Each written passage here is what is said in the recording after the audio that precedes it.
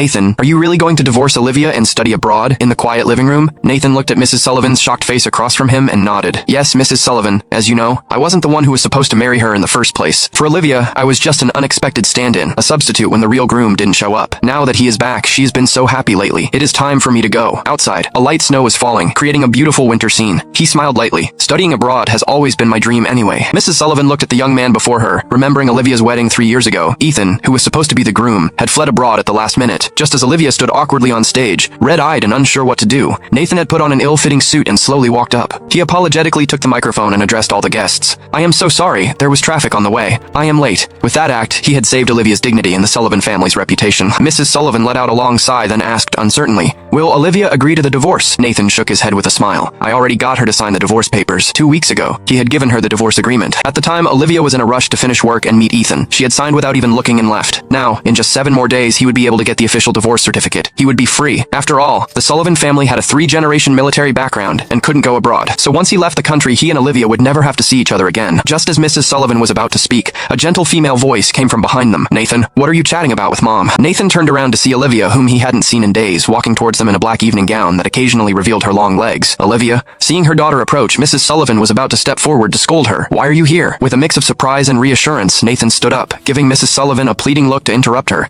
I missed you, so I came by to pick you up, Olivia said, her eyes looking a bit guilty. In truth, she had come on purpose after finding out Nathan's whereabouts. After saying goodbye to the worried Mrs. Sullivan, the couple took their bags and left the Sullivan family home. On the way back, heavy rain pounded on the car windows, while inside was completely silent.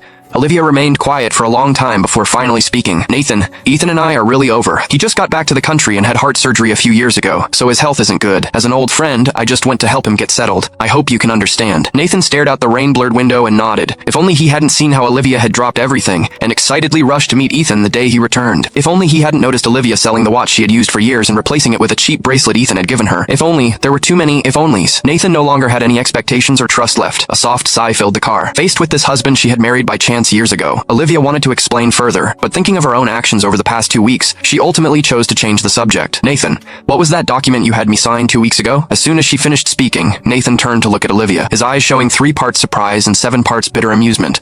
She was only now remembering to ask about that. Then again, ever since Ethan came back, everything else in her life had faded into the background. How could she be expected to care about anything else? Nathan was about to speak when Olivia's phone suddenly rang. Seeing the name displayed on the car screen, Olivia's face instantly tensed up. It is fine, go ahead and answer. It might be something important, Nathan said, looking out the window with an indifferent expression that made Olivia suddenly feel afraid, but she still answered the call, with the car's speakers automatically broadcasting the conversation. Olivia, I miss you so much. It hurts. Can we meet? Hearing the whiny tone on the other end, Olivia's knuckles turned white as she gripped the steering wheel. Her expression also suddenly turned cold. Ethan, I am married now. I've told you many times. Don't talk to me like that. There was a moment of silence on the other end before Ethan replied, but Olivia, I was supposed to be the groom at that wedding. The car suddenly screeched to a halt in the middle of the road, the tires making a huge noise as they skidded on the pavement. In their 3 years of marriage, this was the first time Nathan had seen Olivia lose control. She shouted at the screen, but you left. You abandoned me and left. The phone went completely silent. A moment later, Ethan's voice came back, sounding choked up. I am sorry. I was sick at the time and didn't want you to worry. I had no idea it would have such serious consequences. Olivia, my heart hurts so much. It is okay, just let me suffer through this. Then, I won't bother you anymore, and you can live happily with my substitute. Soon, there was no more sound from the other end. Olivia instantly panicked. She immediately looked at Nathan. Nathan spoke up first. It is fine. I'll take a taxi home. You go check on him. Don't let anything really happen. Olivia still felt somewhat guilty and said softly, I am not going to see him. I just remembered there is an urgent matter at the company, so I need to stop by there. I'll come back to be with you after I finish. Nathan nodded and opened the car door to get out. Watching her car speed away, Nathan stood in the rain holding an umbrella, his eyes darkening. A moment later, he gave a bitter smile and started walking towards home, over 10 miles away. 3 years, it was time to end it. 3 years ago, he had put on that ill-fitting suit and married a woman who could barely remember his name. Friends and relatives privately said Nathan was pitiful, just a stand-in for his wife's true love. But in the 3 years since, they had shared romantic moments together and dreamed of the future. Nathan had thought he had melted the heart of this so-called ice queen. But now, Nathan clearly knew he had been wrong. If that was the case, he should return to where he truly belonged and give back this position as Mr. Sullivan. It would fulfill Olivia's wishes and free himself as well. Lightning split the night sky, followed closely by torrential rain that swept through like a tidal wave. It also washed away the last of Nathan's feelings for Olivia. Nathan slept alone that night. By noon the next day, Olivia still hadn't returned. When he woke up, it was still raining outside. Nathan stayed at home, calmly deleting all the posts about their married life from his social media accounts. Just as he finished cleaning everything up,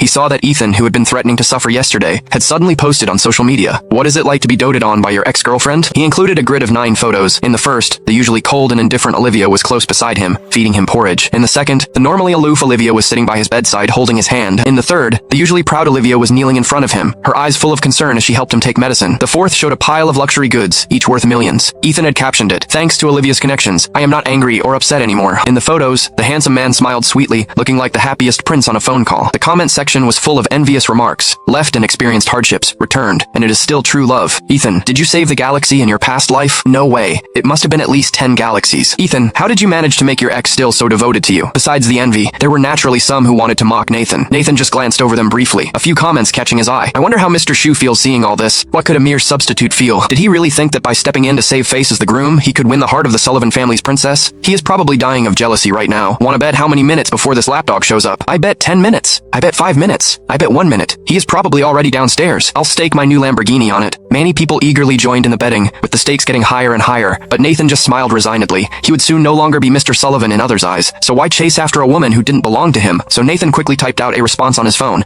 I bet he won't show up for a lifetime. His words stirred up a storm, with many people immediately messaging to ask if he was joking. Nathan simply turned off his phone and stopped looking at any messages. Instead, he turned to make himself a bowl of noodles. Just then, the phone suddenly rang. Nathan didn't answer, but the calls kept coming non-stop for 5 or 6 minutes before finally stopping. But soon after, the housekeeper Mrs. Jang came in holding her own phone, looking troubled. Sir, the young miss wants you to answer the phone. Only then did Nathan pick up the phone and answer. Nathan, it is all a misunderstanding. I already made Ethan delete those posts. Don't overthink it. He was feeling very unwell yesterday. That is why I didn't come home. Nothing happened between us. Olivia's anxious voice came through the phone. The moment she saw Nathan's comment, she had panicked. Nathan looked at the noodles he had made and calmly said, I made noodles. Are you coming home to eat? Olivia was stunned for a moment before replying. I am glad you are not angry. You can eat the noodles yourself. Ethan's heart is hurting again, so I am taking him to the hospital for a checkup. Don't worry, we're really just free. Before she could finish, Ethan's panicked voice came through on the other end. Olivia, where are you? I can't see you. Did I lose you again? My heart feels so anxious. The call was abruptly hung up, leaving only Olivia's urgent voice addressing the other end. Ethan, I am right here. You didn't lose me. Looking at the ended call, Nathan sent Olivia a message. That document you asked about yesterday is in the glove compartment on your side. Open it and you'll see what it is. It wasn't until 2 hours later that Olivia finally replied with one sentence. No need. Whatever you had me sign, I am sure it is not to harm me. This meant she wouldn't look at it.